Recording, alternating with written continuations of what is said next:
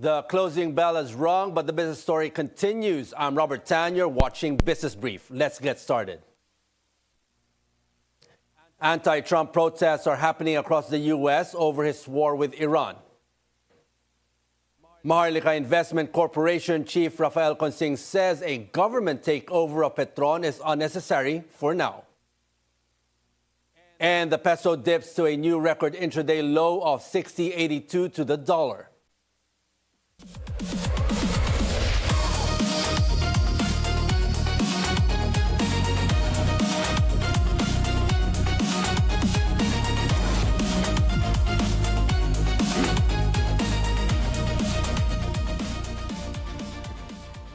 U.S. President Donald Trump says negotiations with Iran are going extremely well. He says Tehran is preparing to allow oil tankers to pass through the Strait of Hormuz.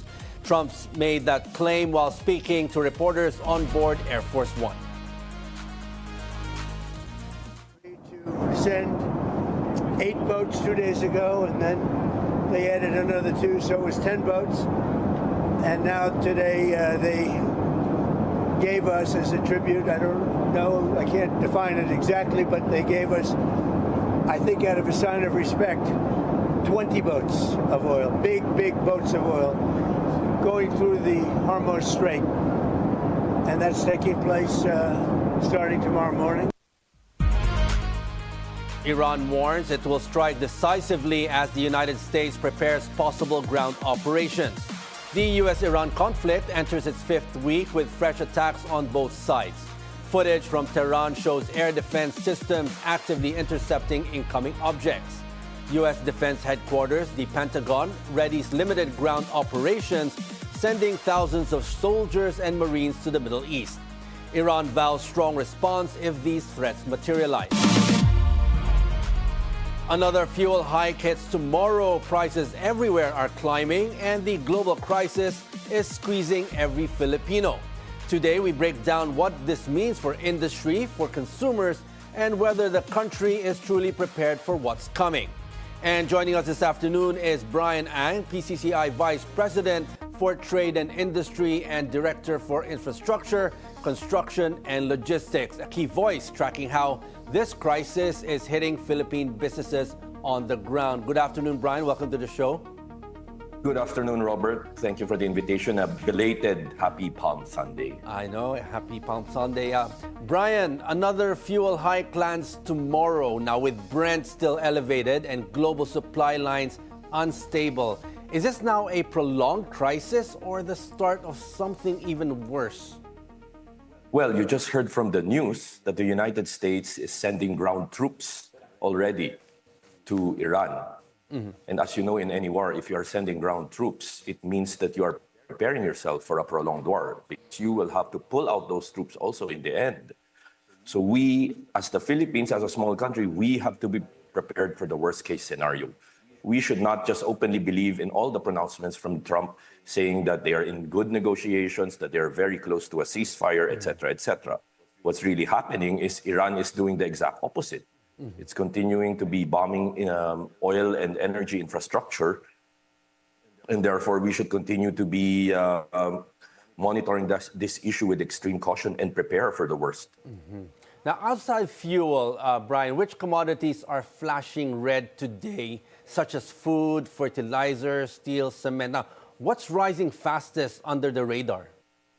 We mentioned early on that as much attention that we are giving towards oil, we should also look at fertilizer, because because fertilizer mostly is coming from the Middle East, and now that the Strait of Hormuz is still closed, the supply of fertilizer is closed also, and the price has gone up from 50% and sometimes even double for nitrogen-based fertilizer. And as you know, we are a net importer also of fertilizer, and our second option is actually the People's Republic of China, who at the same time has announced that they will hold all exports of fertilizer in the short term, because they want to protect their own people. Yes. Now, because of food security. Now, because of this, agriculture is taking a beating with fertilizer prices, you've mentioned, doubling, and pork projected to hit high levels. Now, do you see a food affordability crisis forming, and what can we do about it? Well, you have to understand, aside from fertilizer, LPG prices are also going up 30 to 35%. And this is also a direct input when it comes to our restaurant segment. So the price of food going up, fertilizer going up, other direct inputs going up, for sure, prices will be skyrocketing.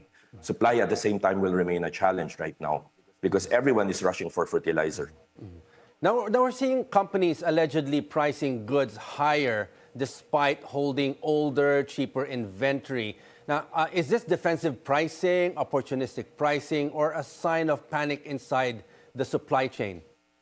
It's like this. If you're a businessman, the standard practice is replacement cost method in accounting.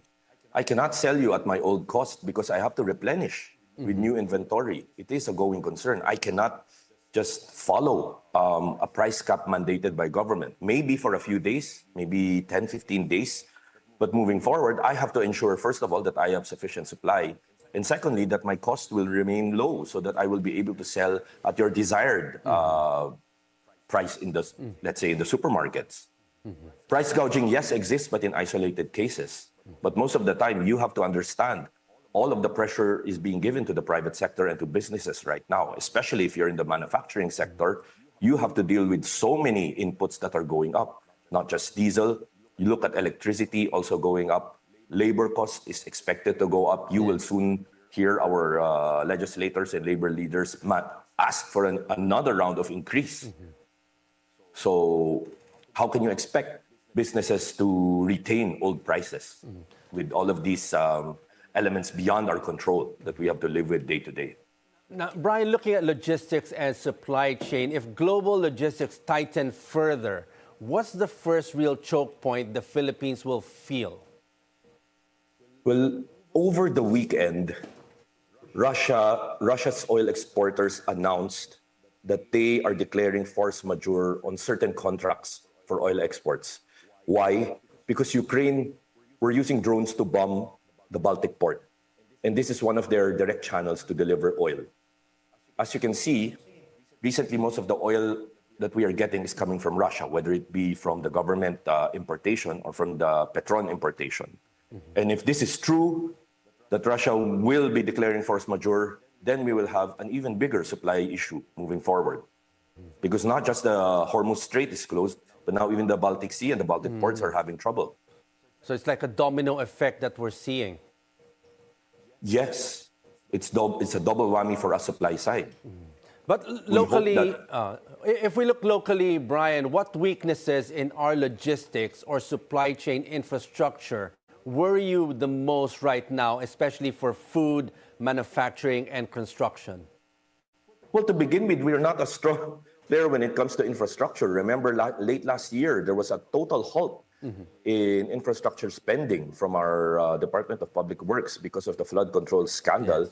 And it was only early this year that government wanted to resume all of this infrastructure spending. But as you know, construction prices have again gone up because of this Iran war, not just cement, but also steel, paint, etc. And how can contractors fulfill contracts that they have bid for previously if all of their costs have also gone up at least 30%? So are you seeing a lot more delays now? Not only Definitely, in public there will be delays. infrastructure, but not just also delays in private. Not just delays in construction projects, but you can also see some get canceled because what if the change order or the change in price is not honored by the project owner, since you have already signed the contract, these contracts based on old prices. And normally you do not have that big allocation for the change in prices that we have experienced right now. The margins are not that big to accommodate whatever Definitely price not. movement. Definitely not. And then you have labor also. We expect an increase in labor, an increase in electricity prices next month. So all of these are factors that will increase the cost of any infrastructure project, even whether private or public. So this is another thing we have to face in the very short term.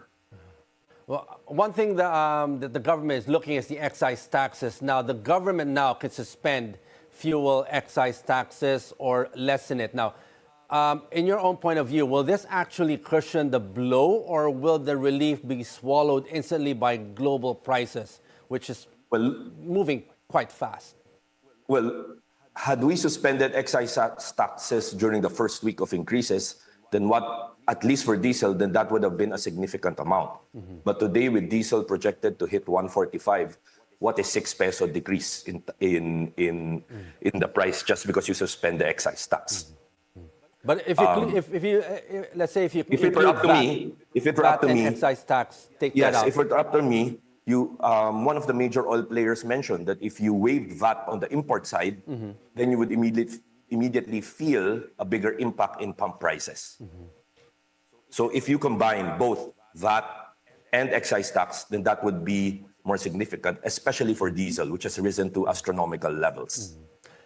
Now, Brian, let's talk about subsidies and ayuda. The PCCI has been vocal about the risks. From your vantage point, has ayuda or subsidies crossed the line from crisis support to economic dependency?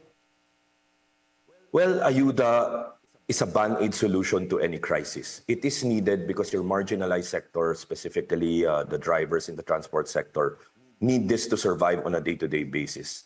But this is only for short term, and we believe that in order for the economy to really thrive, you will have to teach them to engage in business rather than just to give them hand-me-down money. No, it's like spoon feeding. It works for the short term, but in the long run, it's not going to help. And we heard like the Uplift program mentioning they have 60 billion for ayuda and 20 billion to purchase additional oil supply. Maybe they have to recalibrate how they allot the budget for this, because you do not want to keep giving ayuda. You have heard that some drivers complaining that when receiving ayuda, they're even required to give their precinct number and voter ID. And the last thing you want right now is ayuda to be politicized. Yes. And well, now looking at our ASEAN neighbors, Brian, they seem to be managing this crisis much better. What specific actions, let's say from Vietnam, Thailand, or Indonesia, should the Philippines be copying or looking at the best practices as they look at these issues that we're going through? I specifically look at Thailand because they were able to hold diesel to within 60 pesos for the first 2-3 weeks. And this is primarily because they established what we know as an oil price stability fund in the Philippines.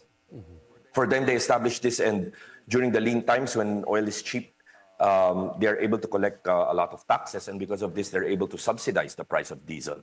And as you see, it's only last week that they increased by a significant amount, and that's why you see all these big lines in their gas stations.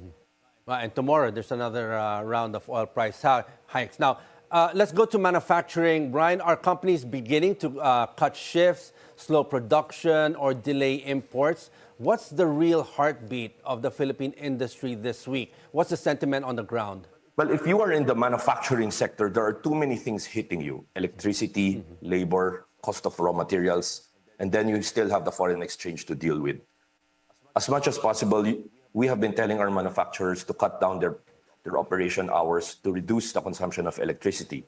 The problem is, much of the manufacturing sector have commitments already, especially you remember the Trump tariffs early on, many front-loaded orders to the United States. And for these specific industries, they will have to fulfill their commitments and will have to work full-time. Otherwise, the manufacturing sector is really feeling the pain of this. You have heard food manufacturers complaining to government that they too need subsidies if you want them to retain their retail prices and their old levels, because they have to pay for diesel, they have to pay for electricity, and they are expecting increase also in labor costs. Many say government is reacting, not preparing. What is the response of the PCCI on this? Do you think the Philippines' response has been strong enough, or are we again late to the crisis? What kind of crisis management do we have in place right now? Well, when it comes to the oil crisis, we have no choice but to react, to just be reactive in nature, because we are a net oil importer, and at the same time, we only have one refinery. Unlike our ASEAN neighbors who have their own oil production and have several large refineries. But when it comes to electricity prices, we have to applaud the government for the preventive measures they have been taken. You have heard of them suspend the WESM in order to try to limit this expected 4 to 5 increase in electricity. At the same time, the DOE is trying to secure our coal supply from Indonesia. And as you know, all of our base load comes from coal.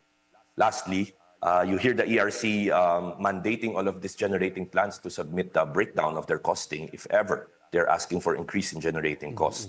So you can see if an industry is regulated, our government is able to do preventive measures even before the spike in price. But when an industry is deregulated, you feel the pain immediately, especially during these times of crisis. Now, how do you see the peso dollar exchange rate today? It's around 60.80 right now. What are your forecasts? How do you see this panning out? Do you see this the peso getting weaker in the next couple of weeks, or do you see this to stabilize? Experts are saying that the worst case is that it may reach 65. But right now, at 60 to 61 levels, businessmen, especially importers and manufacturers, are already feeling the pain. So I hope that our Bangko Sentral and our monetary board start studying whether it is worth intervening to try to control the peso-dollar exchange rate. How much pain are the industries feeling right now? Sorry? How much pain? What are the pain points right now? I mean, is it really what's happening on the ground? When you import raw materials, you pay in dollar. So right now, not just industries, but also consumers, you will feel it that the peso that you're earning is buying, the purchasing power is less and less because most of the items that you consume are imported in nature, whether it be gas, whether it be food, whether it be electricity is coming from imported coal. Now, with this also, do you see opportunities on the export side? Well, on the export side, it's a good sign for them, no? They always appreciate a strong peso because it means larger revenues. But from the industry side, if you're an importer and we are a net importer, it's very, very painful. But doesn't it balance it out a little bit, even if it's... But if you look at our ASEAN neighbors, yes, most of their currencies have also devalued to the dollar. That's why maybe the BSP has not taken great lengths to intervene for the moment.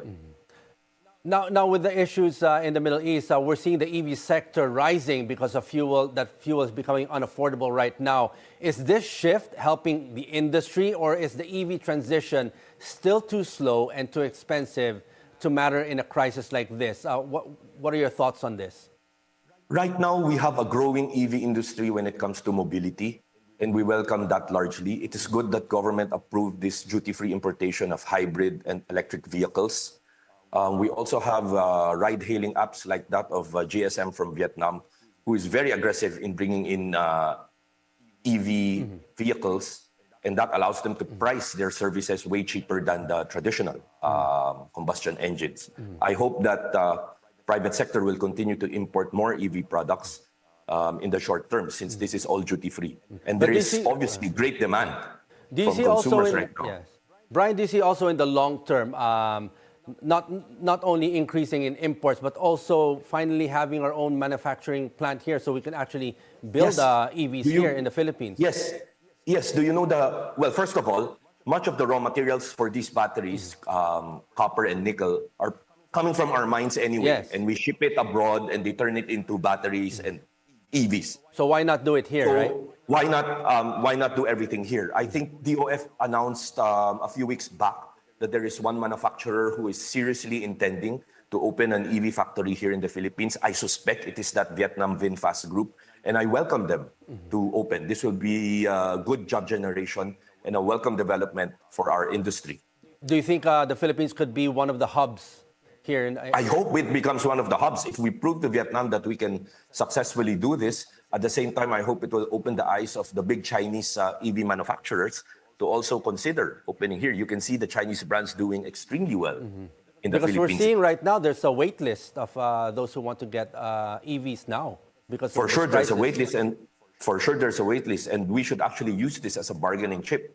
That if you want to sell your vehicles here in the Philippines, please open some form of assembly plant so that you can also help the economy and generate jobs. Well, anyway, you're using our raw materials. That's one good opportunity that we can see from this crisis. But finally, Brian, if the Iran conflict drags on and Brent stays above $100, give it to us straight. What's the worst case scenario the public needs to prepare for? And what's the best case scenario that's still possible? Well, the government is doing everything to protect us from a shortage in supply. The public has to remain vigilant. we have to really control the way we consume our energy, both in the office, both in our factories, and also in our households.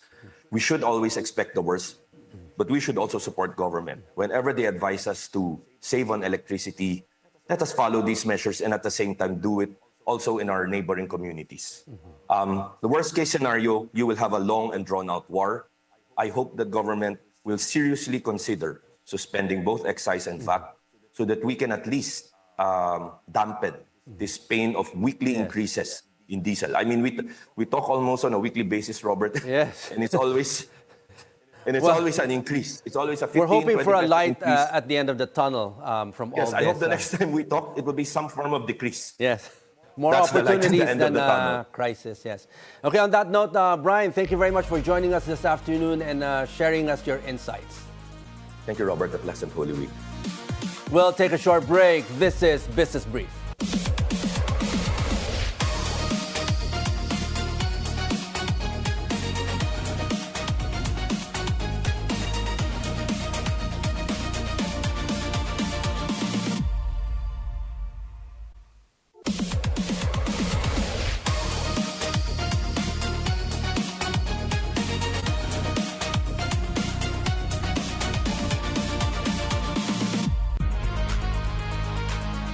The Holy Week exodus is underway at the country's main gateway. Hannah T is at the Ninoy Aquino International Airport. She joins us for an update. Hannah, are there long queues already at the airport?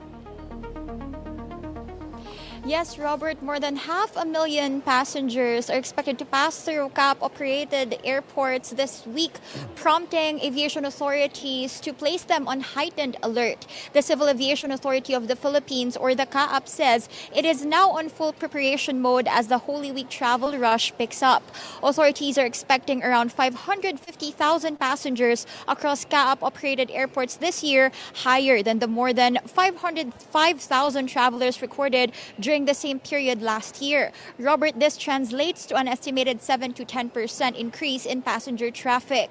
To prepare for the influx, airports have been ordered to tighten operations, including the additional deployment of personnel, stronger security measures, and continuous monitoring of passenger movement. CAAP says the goal is to keep airport operations safe, orderly, and efficient despite the expected holiday rush. At least one traveler says despite rising fuel prices, it is important to unwind since Holy Week is the only time that work may be suspended.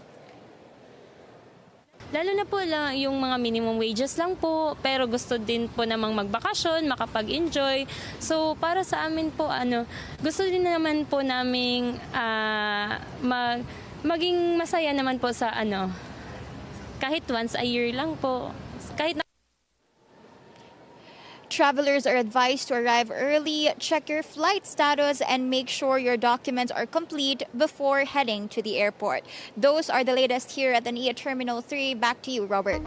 Thank you for that report, Hannah T, live at the NAIA Terminal 3. President Bongbong Marcos inspects the opening of a segment of the Manila-Cavite Expressway, or Cavitex. Ivy Reyes joins us on the line with more details. Ivy, go ahead. Robert, segment 3B of the Manila-Cavite Expressway, or Cavitex, just opened this morning, effectively linking Taguig and Parañaque. The 2.2-kilometer stretch shortens the usual 1 hour and 30-minute travel time from Taguig to Parañaque to just 15 minutes. President Bongbong Marcos inspected the opening of Cavitex and announced that this Taguig to Parañaque link is toll-free all April. According to the president, this is one of the solutions brought up in the discussions of the administration's Uplift Committee, or the committee tasked to address the spikes in fuel prices. President Marcos stressed the opening of Cavitex and a toll-free policy for April will benefit about 36,000 motorists every day who pass through this connector road. Meanwhile, Robert, in a statement to the press, the Transportation Department reveals that a 10% decrease in the number of our maritime vessels since the Iran war broke out in February 28 is tallied as of this time. According to Acting Transportation Secretary Giovanni Lopez, the already lacking supply of maritime vessels is expected to go down further, largely due to cost-saving policies of shipping lines now that fuel prices remain high. The DOTR has since tapped Philippine Coast Guard to assist passengers traveling to provinces this Lenten season. Aside from Cavitex, the CLEX will also open tomorrow. This is the Central Luzon Link Expressway, which links Tarlac to Cabanatuan. This is also the last connector road to open this Holy Week, but more are expected to open from April moving forward. Robert, on updates from the Malacanang Palace on developments of our fuel negotiations. The palace will also speak with the press tomorrow, their last press conference this Lent. Robert. Okay, thank you for that report, Ivy Reyes. Entering the Holy Week, bus companies see fewer travelers so far, but also prepare for a spike as rising oil prices push drivers toward public transport. Pierre Pastor has the details. Pierre? Robert, bus fares are not yet affected at the moment, according to our bus companies that we visited earlier. But there seems to be fewer commuters this year compared to previous years. This is according to jackliners. Usually they add 40 buses in anticipation of the influx of passengers during the Lenten season. According to the terminal master, this year they can only add 20 buses, and that would be enough. We also visited the Genesis Transport Terminal. They also plan to deploy additional buses in anticipation of the surge of travelers for the coming Holy Week. They offer the Joyride buses, which has first-class accommodation, such as blankets and free snack. These are for passengers going to Baguio City and Bataan. Victory Liner buses as well has premium, first class, and royal class accommodations. Each category has its own special treatment to offer to their passengers. Their buses go to prime destinations in the north.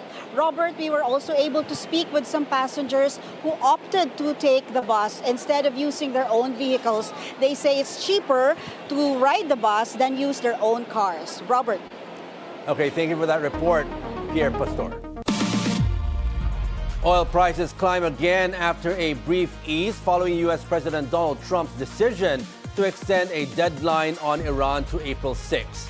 As of 1:36 p.m. Manila time, Brent crude rose 2.19% to $115.03 per barrel. Pakistan said it will host talks between the U.S. and Iran. However, details remain unclear on whether discussions will be direct or indirect. Protests are being held across the United States to denounce the Trump administration's military operations in Iran. As Joel Caballero tells us, demonstrators are also criticizing Trump's crackdown in immigrants. Washington, D.C. residents rally outside the Fort McNair military base, where several senior officials are housed. Many residents are affected by the Trump administration's job cuts. They are also opposing the deployment of National Guard troops to their city. Everything is getting worse. The fact that we're drawn into an illegal war while the cost of living is just skyrocketing, it just seems like a slap in the face of the American people. And so I wanted to come out today and, make a point that this stuff isn't okay.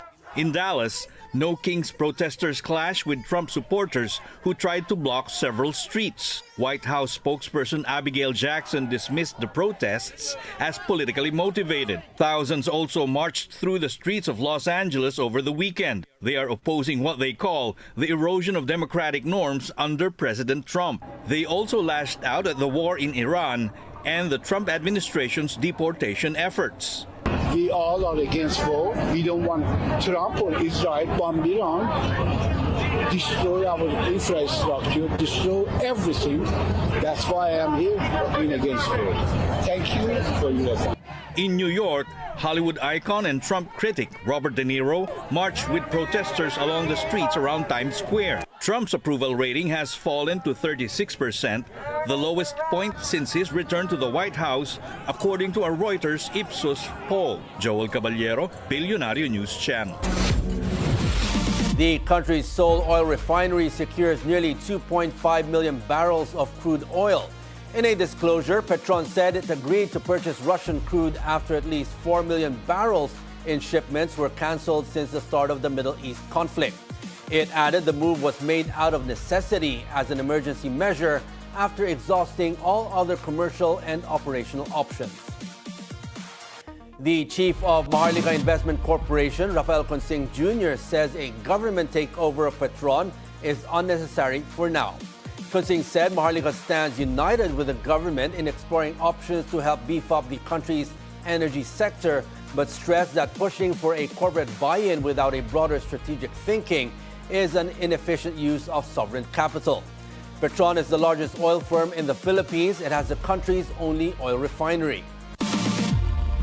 The peso slides to a fresh record low. The currency weakened to an intraday low of 60.82 from the previous close of 60.55. The decline was driven by a stronger dollar as fears of a prolonged Middle East conflict trigger a flight to safe haven assets.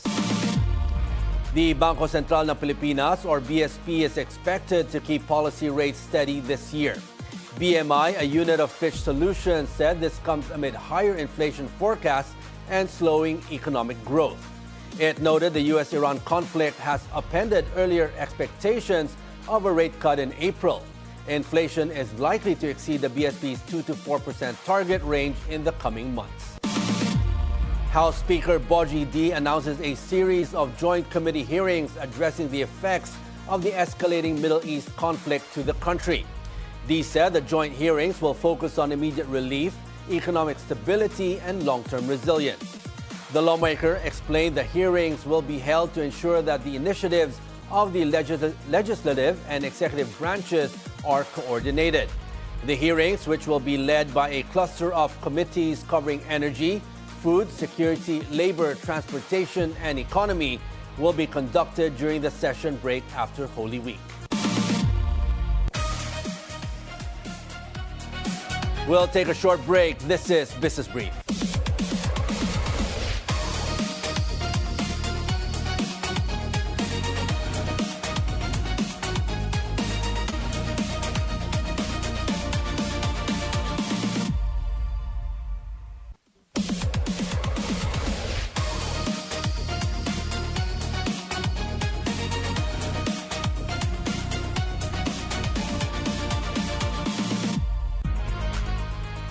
Hundreds of demonstrators marched toward the United States Embassy in central Athens to protest the U.S.-Israel war on Iran. The protesters are opposing authoritarianism and war. They also criticize institutions that were prioritizing military preparations over peace. What we have in common is that these are all grassroots initiatives that fight against authoritarianism, against war, against the institutions that prepare war and have turned the economy into a tool for war preparation, and are now putting peace all over the world at risk. Over in Israel, hundreds of demonstrators also gathered to protest their country's and the America's war on Iran. They also criticized their Prime Minister Benjamin Netanyahu. When it started, I was also a little optimistic that it could bring change to Iran. I think that was very naive, but that's what we've been told. And then as a few days in, I realized it was going to be very long because there would be no end game of actually changing the regime in Iran, and then it would just go on and on and on and on until elections. Saudi Arabia's foreign prime minister Prince Faisal bin Farhan Al Saud arrives in Islamabad for talks on de-escalating the war in Iran. Pakistan will host Saudi Arabia, Turkey, and Egypt for the talks. This as Islamabad positions itself as a potential venue for U.S.-Iran negotiations. The four nations have been trying to mediate between Washington and Tehran. They are all vulnerable to threats to energy supplies and trade routes. Motorsports are feeling the impact of tighter regulations as the Automobile Association of the Philippines is putting local races on hold, canceling motorsports permits for sanctioned events. But industry players say this may only be a temporary setback. Our mobility correspondent G. Baroga has the story. Philippine Motorsports is taking a pit stop.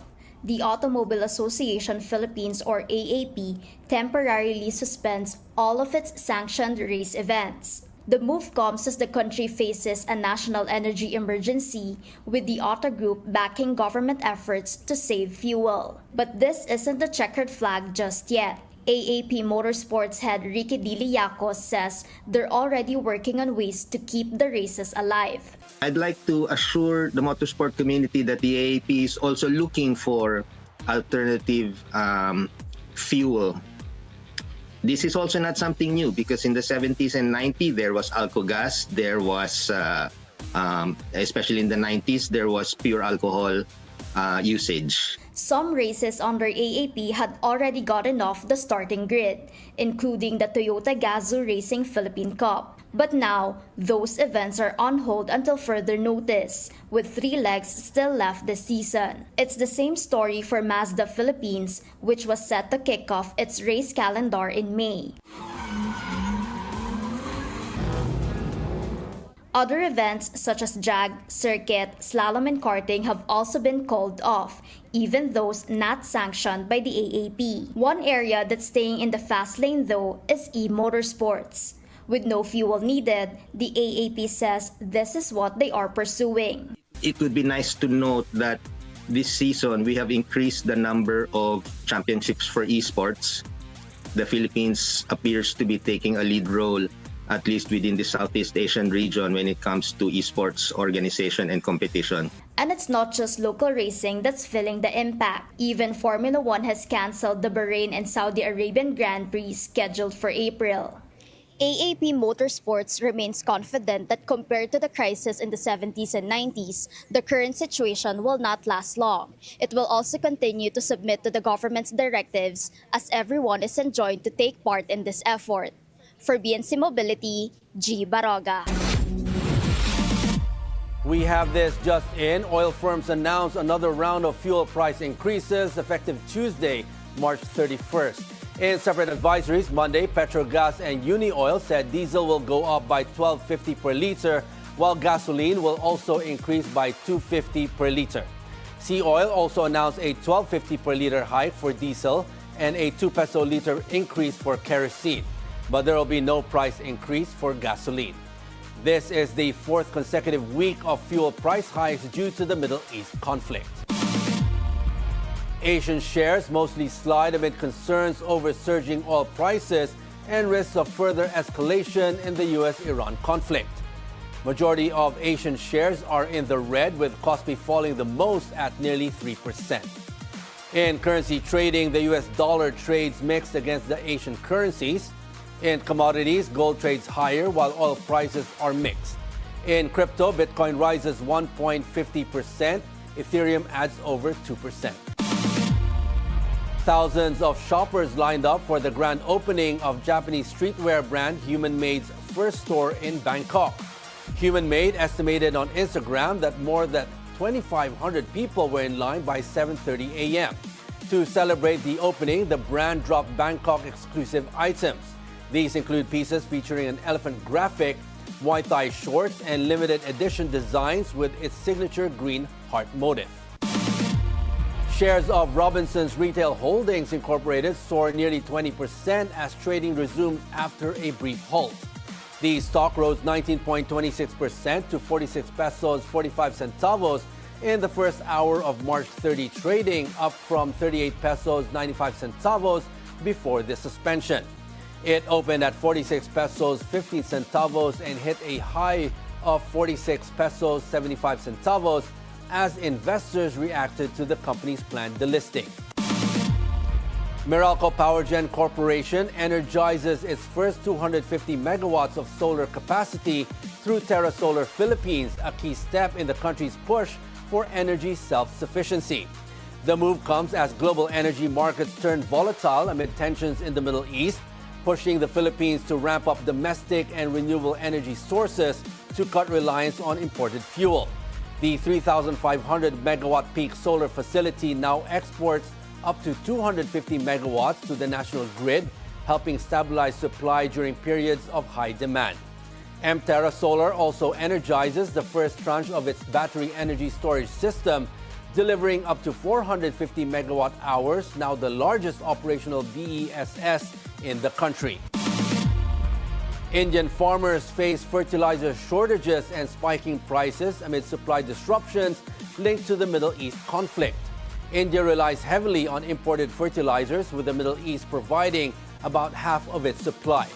Limited shipments and higher costs are squeezing farmers as production expenses rise while crop returns remain flat. This time we won't get it at all. If fertilizer doesn't come from outside, then where will it come from? Farmers will be hit badly, they will be very troubled, and even diesel and petrol won't be available if the war continues. That will create more problems. There will be shortages on everything. Prices will rise. When supplies don't come, people will charge whatever rates they want. Fertilizers will become expensive too. Here at home, local farmers also face potential fertilizer shortages that could hit yields. Tensions around the Strait of Hormuz now threaten not just energy supply, but global food security. Thailand, Pakistan, and Malaysia secure safe passage for vessels through the Strait of Hormuz after separate agreements with Iran. Thailand confirms clearance for its oil tankers following active diplomatic engagement. Pakistan says 20 additional vessels are allowed to transit, with 2 ships passing daily. Malaysia adds its stranded tankers are cleared to move, but warns transits remain subject to security conditions. Iran also signals it is ready to fast-track humanitarian cargo ships in coordination with the United Nations. We'll take a short break. This is Business Brief.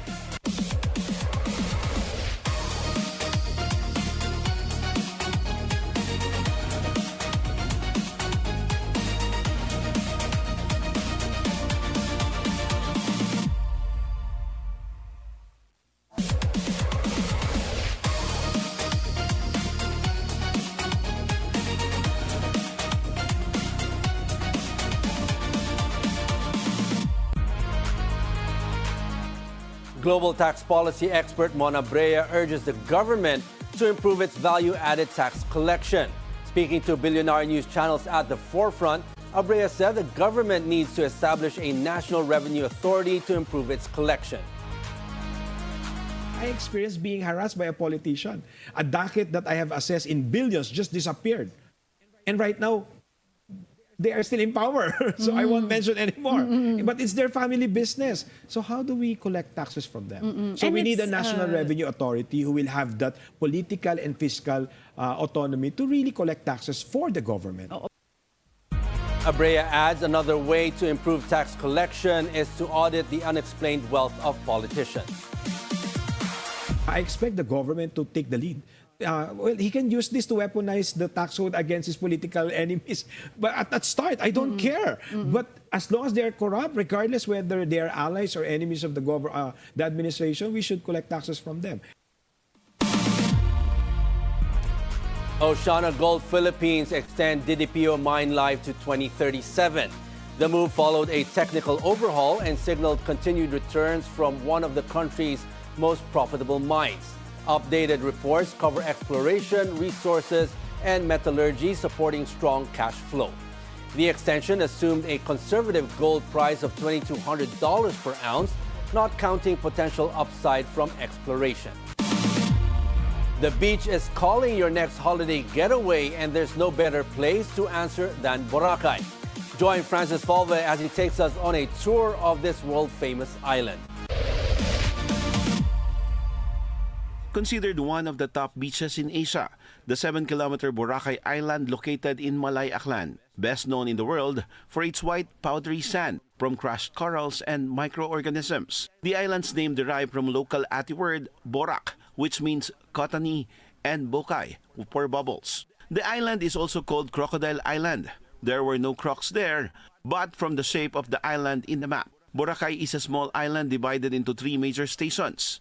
Station 1 is where luxury resorts are situated and has the widest beach. Station 2 is the commercial heart of the island, and the rustic side is at Station 3. For the next generation tourist, Station 0 is now being developed. Best known landmark in Boracay, volcanic rock formations named as Willis Rock, where the famous Virgin Mary's Grotto is located. Summer and island popular water activities includes Parao sailboat, parasailing, yacht cruising, glass boat ride, which is best for selfies, island hopping, to the hidden gems like the Crystal Cove and Puka Beach, best for a dip or swim, diving, sunbathing, and snorkeling. But wait, there's more. Fresh buko juice in the middle of will be a refreshing treat for being exposed in the scorching heat. After a day's activities, all eyes turn to the shore before night falls. to take a moment and photograph the use of a sun about to set. Best for unfiltered selfies and groupies, both by local and foreign tourists. It's beautiful. It's so beautiful. Yeah, and I think the sunset are the most amazing. Yes. We've been traveling for 2 months in Philippines. We have seen a few sunsets, and this is one of the most amazing, beautiful that we have seen so far. So, what places have you been to aside from Boracay? We went to Bohol, Siquijor, to Negros, to Sugar Beach in Negros, and that's about it. Yes. But the ambience and not only the sunset, but the whole ambience here is different. It's just amazing. This is so beautiful. But Boracay has more than picture-perfect sunsets to offer. As they say, once you've been there, you will always long for more. Francis Polbe, Bilyonaryo News Channel. Toyo Eatery marks its 10th anniversary with Talyer Talks. The day-long event featured workshops and discussions on the evolution and identity of Filipino cuisine. The celebration opened with the founder chef, Johan C., sharing her journey from corporate life to the kitchen. She highlighted how taking risks helped her discover her true calling in cooking. Inflation in the Philippines could hit 5 to 7% if the Middle East crisis and oil shocks last beyond 6 months. On BNC's Business 360, former Finance Secretary Gary Teves adds that under the same scenario, GDP growth is expected to slow to 3.5 to 4.5%. He warns this could strain household and national budgets, urging support for vulnerable sectors. What does that mean? GDP at 3.5 to 4%, inflation outpacing GDP growth. How serious is this situation, and what does it signal, sir? Well, it's serious enough, but hopefully not as serious as the contraction that we experienced during the COVID-19 era or period, and not approximating yet the global financial crisis.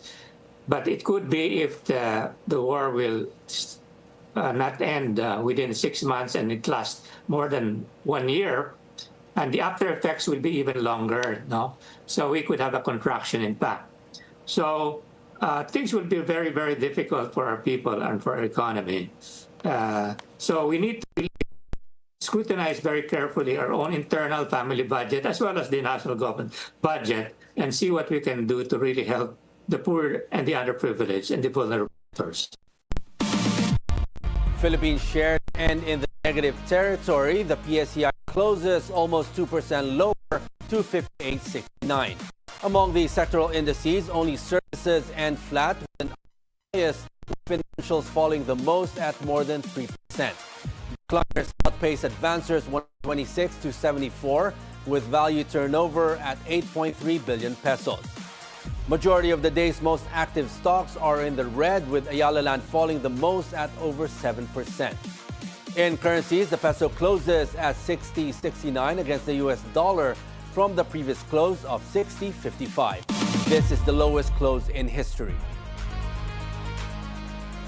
Science film project Hail Mary topped the North American box office for a second straight week with nearly $55 million in ticket sales. Ryan Gosling stars in the Amazon MGM film as a teacher-turned-astronaut who awakes on a spaceship with a mission to save Earth from a solar-eating microbe. It is adapted from a novel by Andy Weir, the author behind the 2015 hit The Martian, starring Matt Damon.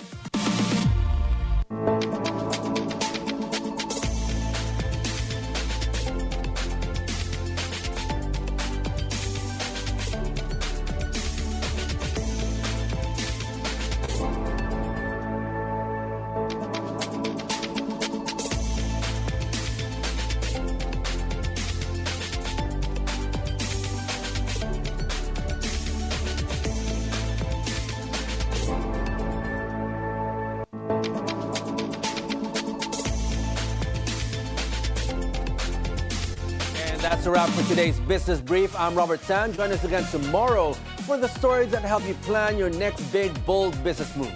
Only here on BNC, the Bilyonaryo News Channel.